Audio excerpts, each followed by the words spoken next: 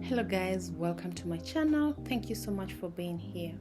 In this tutorial today, I'm going to take you through a process, a step-by-step guide and a step-by-step process where you're going to fill the Form I-129F from the USCIS website. In this episode, I'm going to help you fill with the details, not the specific details, but just details so that you have an idea of what you need to fill in. Thank you so much for stopping by, and without saying so much, let's get right into the video. But before that, please do not forget to subscribe to the channel, like the channel, and comment. If you have any questions, leave them in the comment section. I will be able to get back to you. Thank you so much. Now let's get right into the video.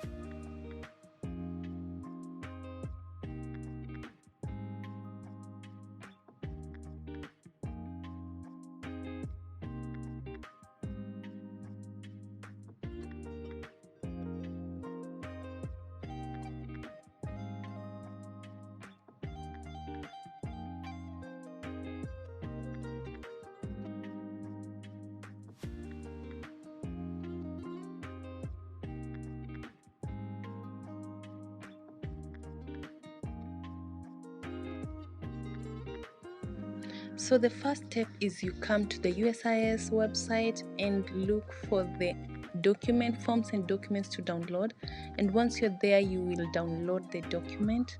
The first part is the official website for the USCIS officials. That part up there is for the USCIS officials. For us, we are going to start there, and this is the petitioner. Petitioner is this person who is in the United States filing for the fiancé or the spouse. So the petitioner is going to fill in the details, their security number, the USCIS number. So right here in this video, I'm going to be using random numbers and random letters just to give you an idea of what it is. Everything in this video is for illustration purposes only, so that you get an idea of what you're doing.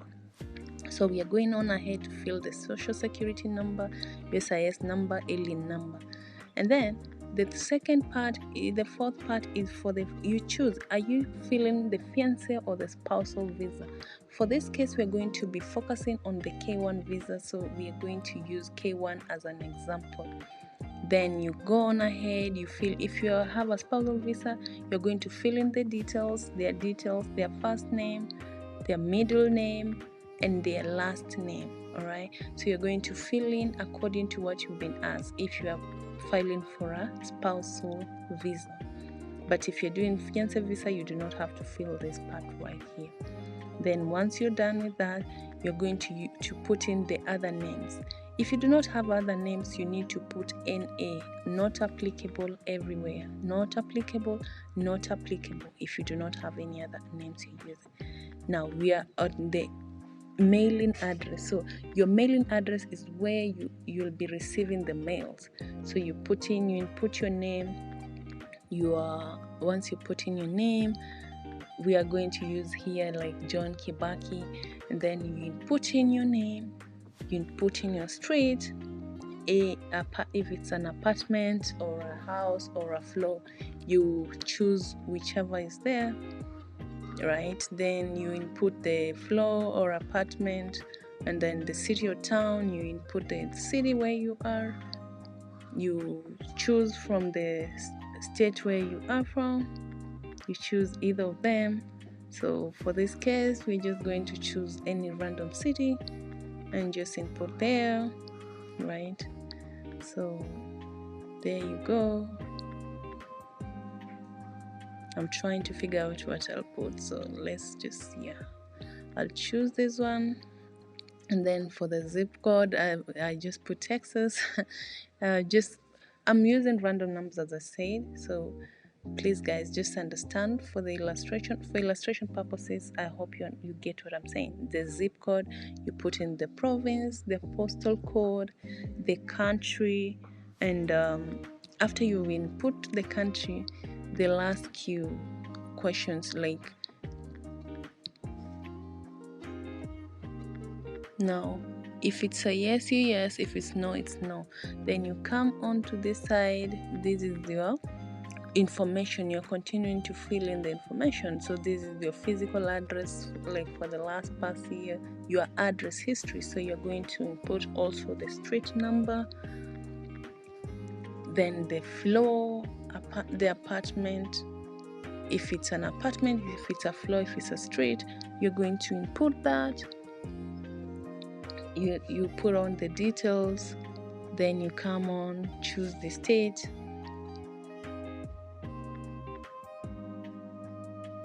You input the zip code, the province, your postal code,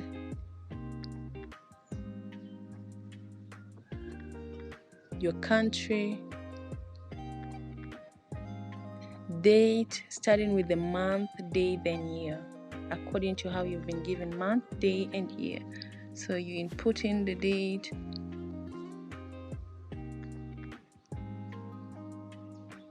then to present, that's where you live in, like that is where you are right now. Then you come to the physical address too, you fill in, right? You're going to fill in the physical address too. So this is where maybe you've moved to another state, you're going to fill in the details. So you put if it's an apartment, the city where you're from, the state that is in, the zip code, just the same thing that you did on the first part. This is where you're going. But if you've never moved, that's just the address that you're going to put. If you've never lived somewhere else, just use the same address that you used. But if you've moved or you lived somewhere, input that address. Are we clear, guys? Then for the date, it's still the same procedure. It's date, month, day, and year. Month, day, and year. All right.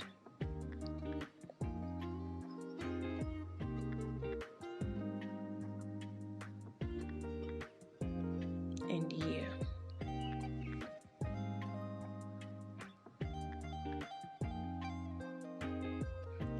Remember, guys, I'm just using random numbers, random dates, just to give you an idea of what you need to fill in. Okay. And now we are going to scroll to the other part. That's your employment history. This is where you've worked.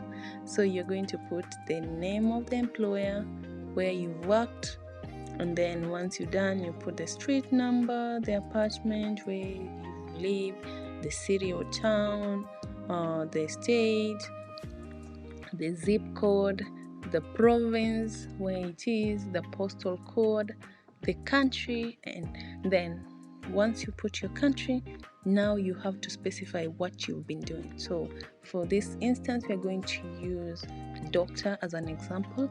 Then you're going to input the employment date, the date that you started, and then now the date that you ended. You have to start with the date that you started and the date that you ended, right? The employment, when it ended. So beginning of the employment and end of the employment.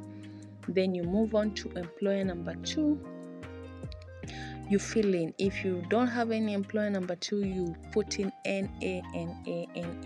But if you do have the employment history, you just input the word. You just put where you worked also, the details.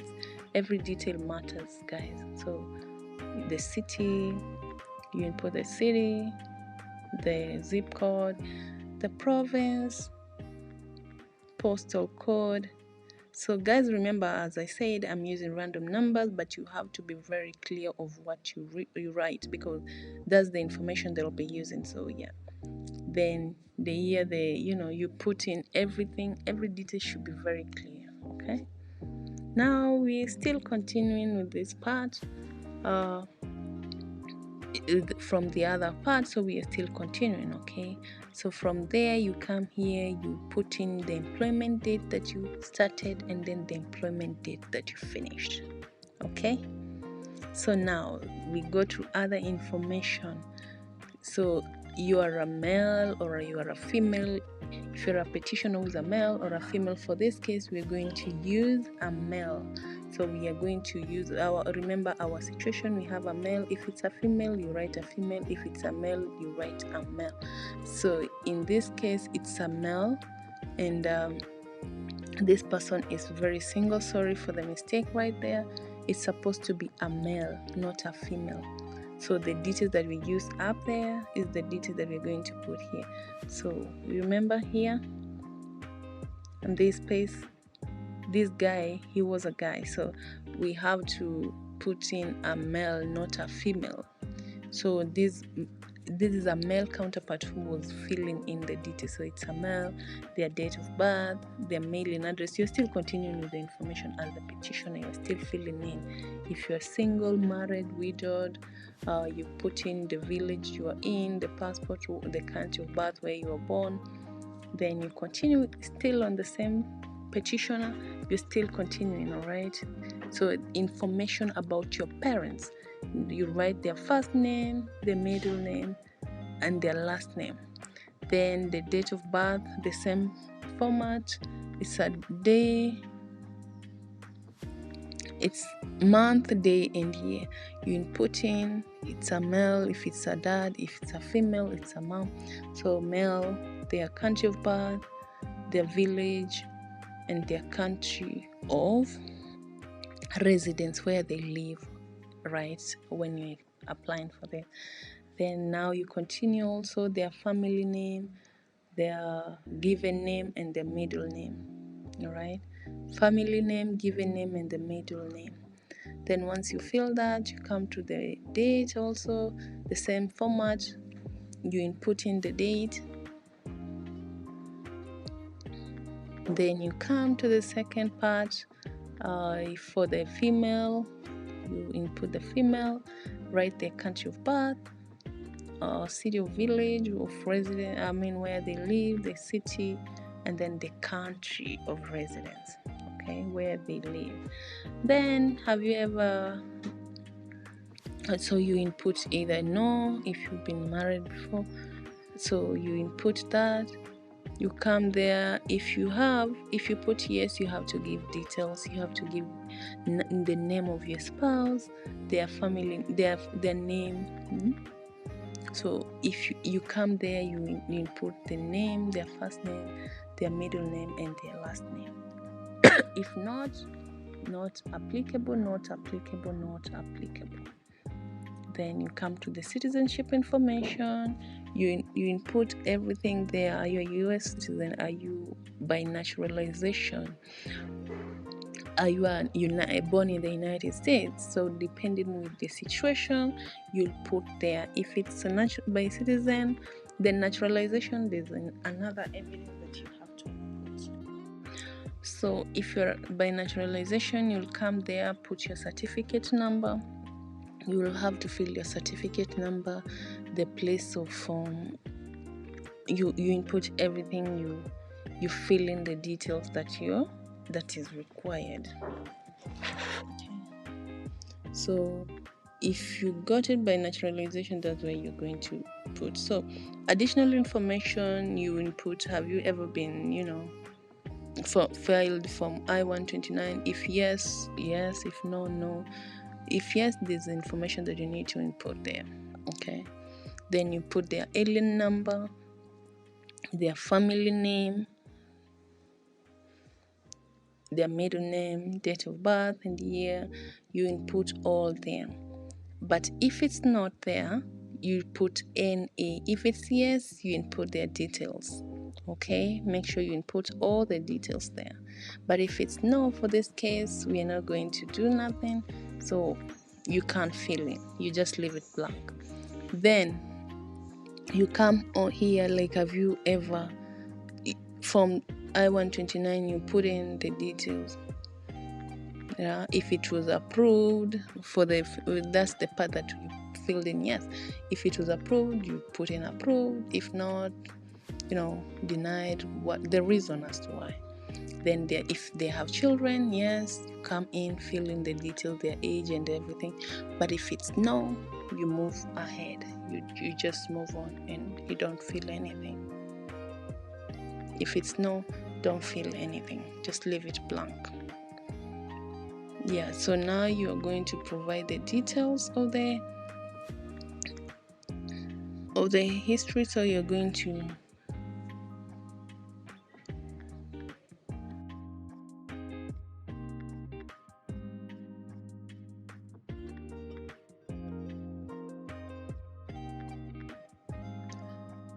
you put in your state and your country. Okay, so in this case you're going to use Arizona. Okay, so once you do that, you move on ahead to the next part. All right. So you come here, you continue. It's the continuation of the part where the residency, where you are, the country. You put in the country where you've been, right? Then now we are on part 2, information about your beneficiary. So now this is the information about the person you're filing for. So remember, there was the petitioner, and now there's the fiancé. You're filing for your fiancé or your spouse. So you fill in their details: first name, given name, and the middle name. Then if they of course an alien number they do not have, you put NA. Then the US social security number, NA all the way, right? NA. If it does not apply to you, you use not applicable. Okay, so you put the date, the month, and the year. The month, the date, and the year. Remember the format, right? Then the gender, you come in and put in the female. We are in this case we are working with female and male, right? Marital status, if they're single, you put their country of birth, their country of citizenship or nationality. Okay, then there are other names used. So if they have other names, you put there. If not, not applicable, not applicable, not applicable. Okay, then you move on ahead to the next page. Part 2, continuation of your beneficiary's details. You put her name in there, right? You use her name,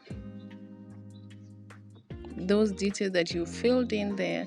You come to that part, you fill in their name, then the serial number, the apartment where they live, the city or town, state, zip code, province.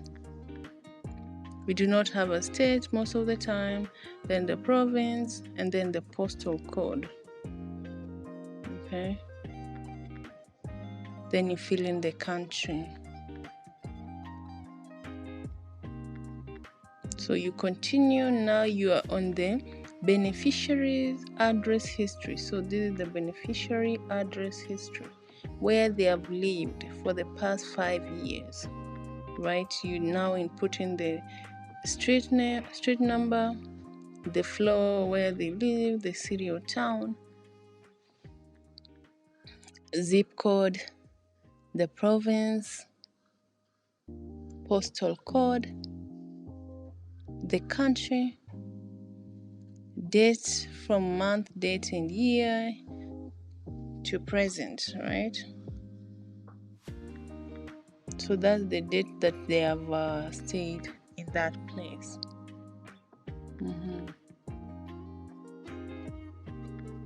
So you input like that one. I've just input some numbers, random numbers. I'm not using like the numbers, right? Then you continue with the postal physical address too of the beneficiary. So here you input the number. If they haven't worked anywhere, you input NA. But if they have lived somewhere else, you have to fill in the details of where they lived. Let's say someone went to Dubai or to another place or to another country. Put the addresses there. If they haven't moved since they started living there, it is NA all the way. All right? So the beneficiary's details is going to be NA. Right? So If they have lived somewhere, you input you just fill in the form of the addresses where they lived in. Let's say they went to Dubai, they went to Afghanistan, they went to these countries, they have worked somewhere else. That is the address that you need to input in. Make sure you have all the details. Ask your partner to give you the correct details so that you can fill in the form. Okay. Now, this is your beneficiary employment history. This is the history of where this person has worked, all right, for the past 5 years. Where has she worked? So this is the same case as the history of where she's lived. So if this person has worked somewhere else, make sure you put in the details. 5 years. 5 years, either inside or outside the United States. That's the case here, okay? Their employment history is as important as their physical address. So you come there, you write the full name of the employer, their street number, where they live, city or town, the zip code, the province, the postal code, the country where they have been in, the beneficiary occupation. You need to specify what kind of occupation does she do. Okay, you input the occupation, then the employment date and the employment end year. Okay, when they finished working there, when they ended the work, and when they started. Make sure you put that there. Then we're still continuing with the information about your beneficiary. It's continuing, all right? So now, second employer. If this beneficiary that has worked twice or somewhere else, make sure you fill in the details, okay? If they do not have any, they haven't worked anywhere, they don't have any history, you just put NA, all right? But if they have worked for 2-3 employers within the past 5 years, you input their details, right? So here you'll put in the details, their zip code, province, postal code, country, everything, okay? The work that they have done, you put in there, the date, remember the format, and the end date of the employment, okay? Yeah, so that's how you feel. You make sure you put in the details from A to Z, making sure that it's in the right order, it's the correct information, okay? Now, let's go on ahead. Information about your beneficiaries, parents. So now these are parents of the beneficiary, the partner that you're filing for. These beneficiaries, parents. So you write their name, starting with their family name, first name, and the middle name. Then once you filled it out, make sure you go with the format of the date, month, day, and year. Then you can pick male, country of birth, you put their country of birth, city of residence, where they are, and then the country of residence, where they stay. Then after that, you move on ahead and fill the parent section. Still, you're continuing with the parent section. So you write their family name, given name, and the middle name. Are we clear on that? Then you put the month, day, year, as always. Then you come here, you pick the gender of these. The dates are separated by an hyphen or so the country of birth, you put in the country of birth, their date, their country of residence, the same thing that you did for the first parent. Now there's other information about the beneficiary, okay? So has she ever been married or has he ever been married? It's yes or a no, okay? If it's yes, you have to provide the details of the spouse. If it's no, you don't have to provide anything. It's either NA or you leave it blank, okay? So now,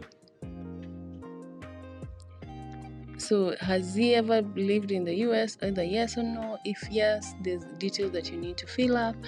But if no, you're okay. The details you're going to fill up from this number right here. Then you go on ahead. If it's no, You don't have to fill anything. You put NA all the way. Okay, you put not applicable in this case, so we are going to move forward. Okay, the same information, we are still continuing the same information, part 2.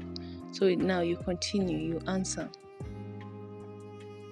You input the NA, you put the passport number there. It's very important. Put the passport number of your partner.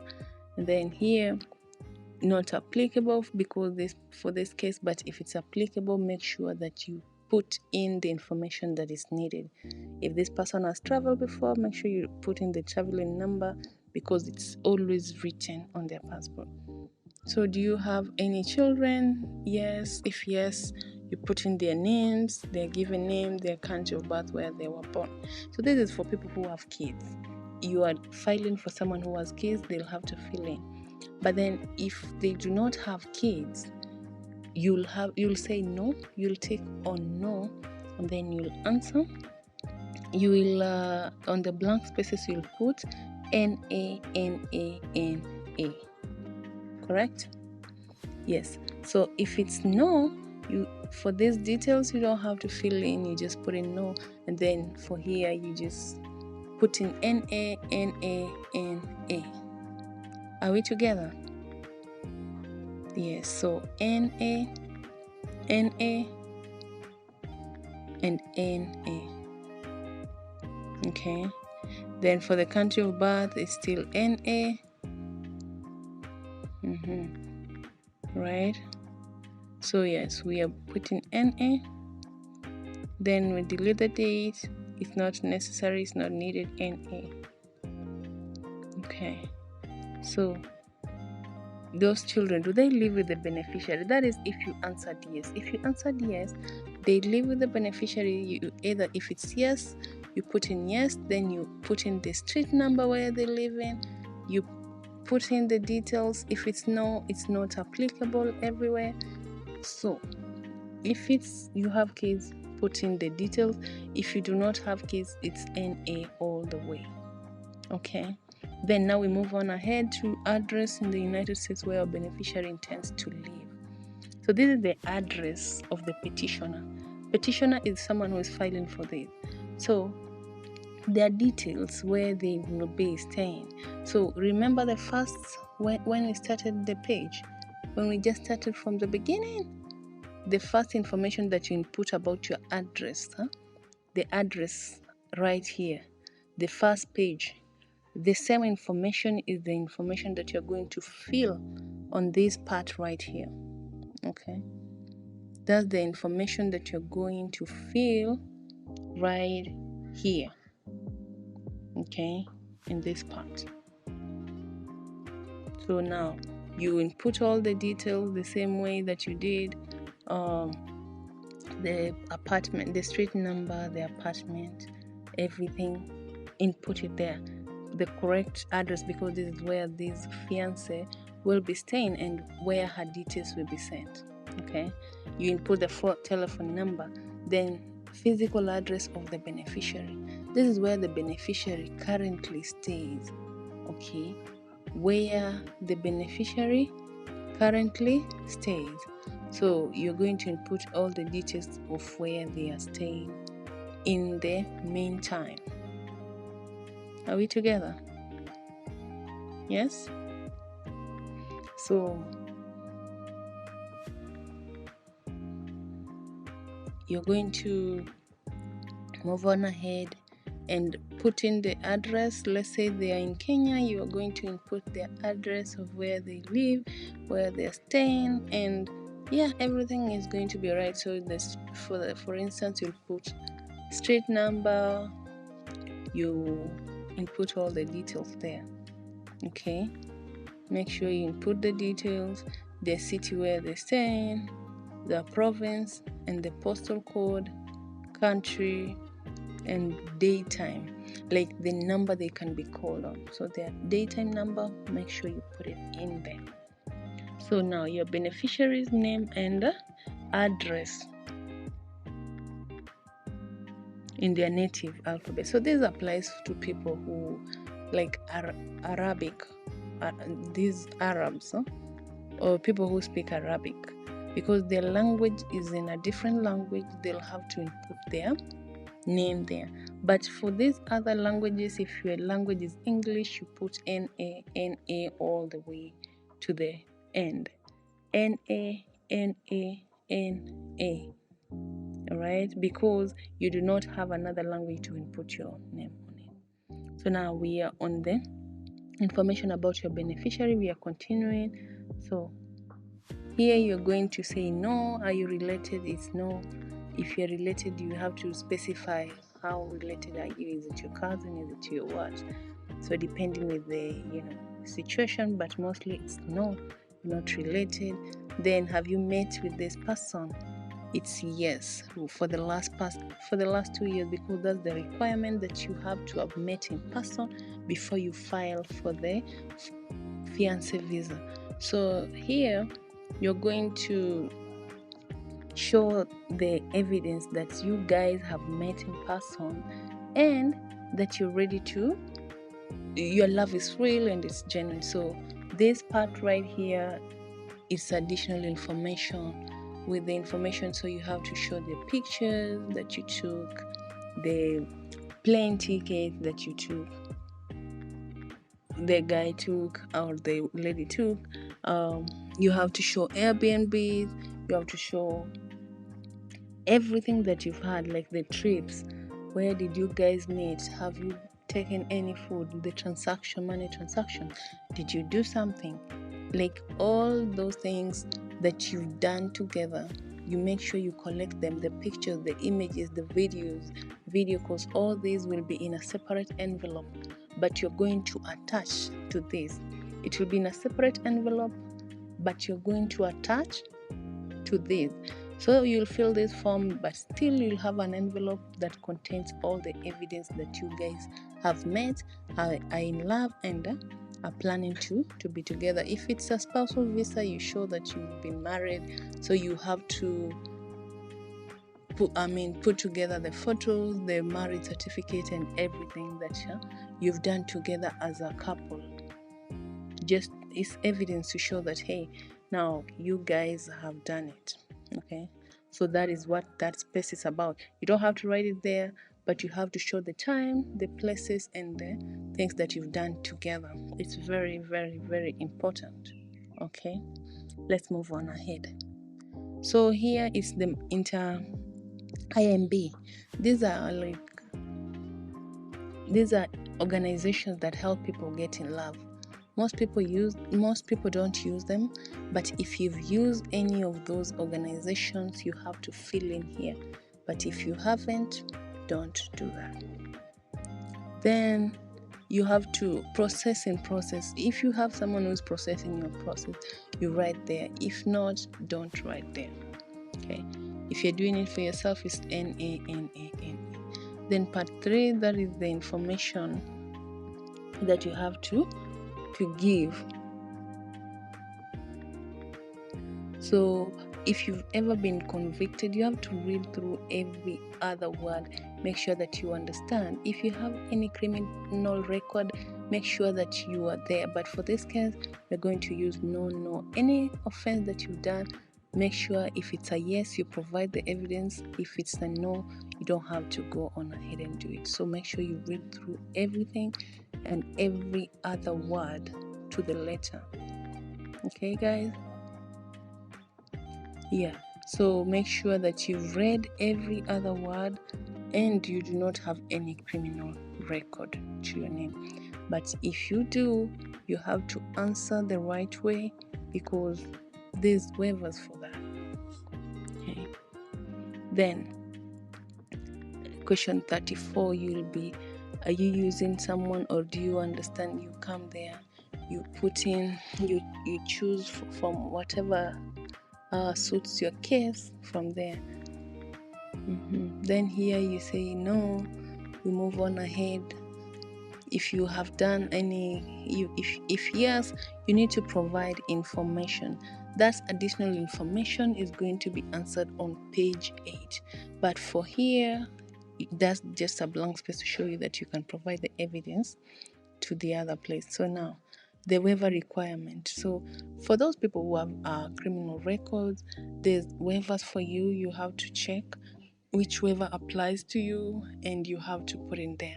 But if you do not have any criminal case, you haven't filed, you choose number 54. You do not have any waiver requirement, so you're good. Okay, then we go to part 4. This is your biographic information. So you're going to fill in according to your race, according to your height. So you're going to choose a race there, then you're going to choose your height, your ethnicity, your weight in pounds, your town, your index number, eye color, hair color, depending on your color. Brown can be black, brown, any color that suits you, that you know your color is this, that's what you're going to use there. Okay.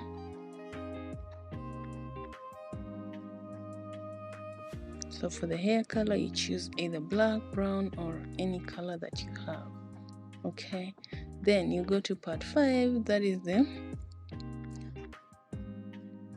certification, right? So here you're going to either you're using a petitioner is going to say, if you can read, write, and read everything by yourself, you choose number 1 for the most part. So if you're using, you use number 1.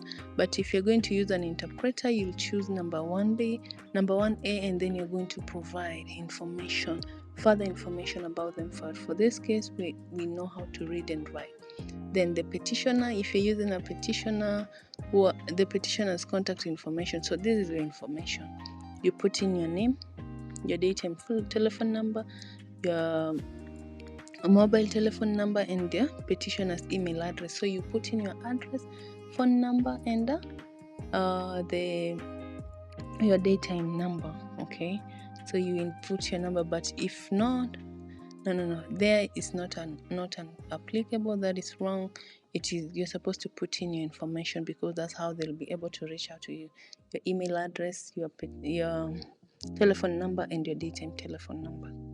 Are we clear on that? Okay. So there you cannot say NA, it's you to put in your detail. Then you're going to, once you've downloaded it, you'll sign, and then you'll put in the month, days. There's no e-signature, so you're going to sign after you've downloaded it. Then you put the date of the signature, the time that you did the signature, and then you're going to continue. All right, you read that note to the petitioner. They have written it to you, so you have to provide good information, because if not, they'll deny you. Then now we go to the interpreter's contact information. So this is if you have an interpreter. If you're using an interpreter, put in the information. Someone who's going to interpret everything, put in the information. So that's basically if you don't know how to speak English, there's someone interpreting for you, then you'll have to put in their details. If not, you've put not applicable, all the way, not applicable. If you're filing for yourself, not applicable. Okay. Interpreter's mailing address, you put their mailing address there. If you have one, if you don't, put NA. Okay. If you have, put the information. If not, put NA. Okay, for this case, it's NA. Okay. So, yes, so here, if you do not have them, you don't need to put it there. Then now we are going to interpreter's contact information. Remember, the interpreter, if you have it, you have to put the information here, their telephone number, mailing address, and the mobile telephone number. If not, put NA, and NA. Okay, guys? If not, put NA, and NA all the way. Now let's move forward. Interpreter's certification. Okay, so they're going to certify that they can speak English and the other language that they're interpreting. So let's say they're interpreting Arabic, they'll put their Arabic. Okay, now interpreter signature, after downloading, they'll sign the paper, and then they'll write in the date, right? So they'll sign the paper, write in the date. Then number 7, contact information for the yes. So preparer, if you have a preparer, if someone is helping you prepare this form, they need to put in their information too. But if you do not have one, just put NA, NA, NA if you're doing it for yourself. Put NA all the way, okay?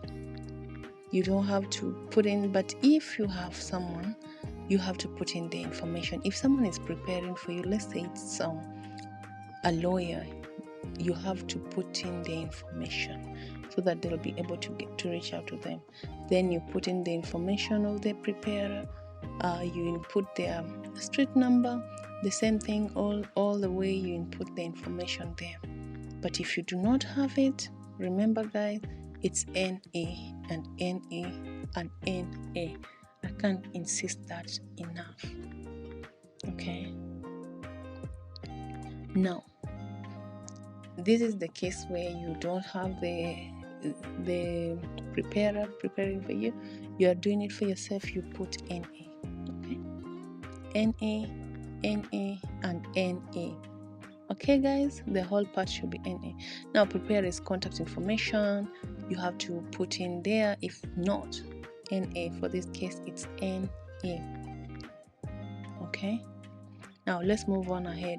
Preparer's signature.